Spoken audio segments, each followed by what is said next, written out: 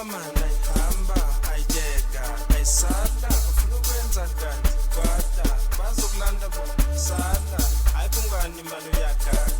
ayibungani imali uyagana akafuni ukuhlala lo muntu ayijima mana ayihamba ayiyeka ayisala